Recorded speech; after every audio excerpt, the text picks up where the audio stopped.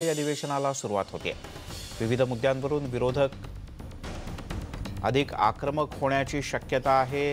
महाविकास आघाडीला चहूबाजूंनी घेरण्याचा विरोधकांचा प्रयत्न आहे। हे अधिवेशन केवळ एकच आठवड्याचं आहे। शेतकरी त्यांना सरकारने जाहीर केलेली कर्जमाफी, शेतकऱ्यांच्या अन्य काही समस्या आणि यासोबतच स्वातंत्र्यवीर सावरकर यांचा राहुल गांधी यांनी केलेला अपमान या मुद्द्यांवरूनच हे अधिवेशन गाजण्याची जास्त शक्यता आहे। अधिवेशनाच्या पहिल्याच दिवशी विरोधक सावरकरांचा मुद्दा विधिमंडळाच्या सभागृहात आणि बाहेरही लावून धरतील अशी शक्यता आहे। विवेक कुलकर्णी आपले प्रतिनिधी आपल्यासोबत आहेत। विवेक, कशी सुरुवात राहील आजच्या अधिवेशनाची? खरं तर काल दोन्ही पक्षांच्या म्हणजे सत्ताधारी आणि विरोधी पक्षांच्या पत्रकार परिषदांवरूनच हे स्पष्ट झालेलं आहे की दोन्ही बाजू आक्रमक राहणार आहेत। काल देवेंद्र फडणवीस यांनी उद्धव ठाकरे सरकारवर तोफ डागली आणि शेतकऱ्यांचा विषय असेल किंवा स्वातंत्र्य सावरकरांचा विषय असेल या विषयांवर आपण आक्रमक भूमिका घेणार हे कालच देवेंद्र फडणवीस यांनी स्पष्ट केलेलं आहे। शेतकऱ्यांसाठी पूर्वी उद्धव ठाकरे यांनी प्रति हेक्टरी 25,000 रुपयांची मागणी केली होती, ती तुम्ही त्याची पूर्तता करा अशी मागणी देखील देवेंद्र फडणवीस यांनी कालच्या पत्रकार परिषदेमध्ये केली होती।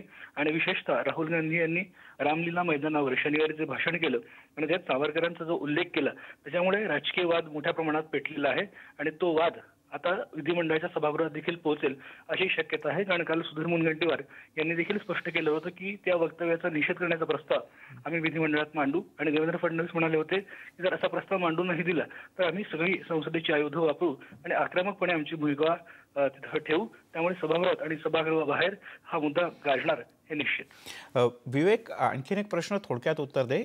आज दिवसभरातल्या कामकाजाची सुरुवात कशा पद्धतीने असेल? आज खरं तर अभिनंदनपर प्रस्ताव असतील आणि काही शासकीय विधेयकं ही पटलावर ठेवली जातील।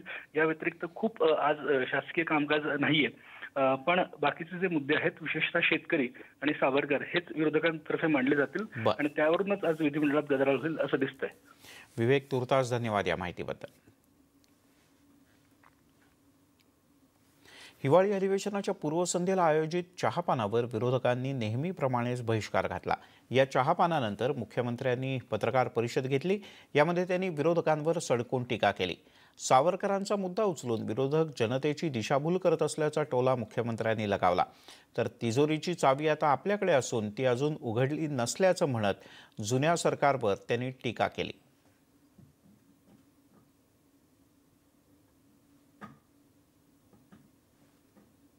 सावरकरांबद्दल आमच्या जी काय आमची भावना होती ती आहे, काल होती, आजही आहे, उद्याही तशीच राहील, त्याच्याबद्दल कुठेही फरक होणार नाही।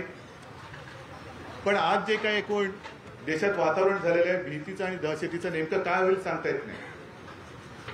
आसाम पेटलेलं आहे, त्रिपुरामध्ये अशांतता आहे, दिल्लीमध्ये अशांतता आहे, एकूणच संपूर्ण देशामध्ये अस्वस्थता आहे। मग तुम्ही सावरकरांना मानता तर सावरकरांनी जे सांगितलं होतं की सिंधू नदीपासून सिंधू सागरापर्यंत देश एक राहील, त्या सावरकरांच्या मताबद्दल आता 5 वर्ष तुमच्याकडे देश आहे। त्याच्याही आधी आम्ही सगळेजण सोबत होतो, अटलजी पंतप्रधान होते, आज सुद्धा तुमचे पंतप्रधान आहेत। मग तो देश हा एकत्र तुम्ही करणार आहात की नाही? तो न करता उलट तुम्ही त्या देशामध्ये जे काही पीडित अल्पसंख्य म्हणून आहेत, होय मी म्हणेन हिंदू आहेत, त्यांना तुम्ही इथे बोलवत आहात। याचा अर्थ तुम्ही सावरकरांच्या त्या विचाराशी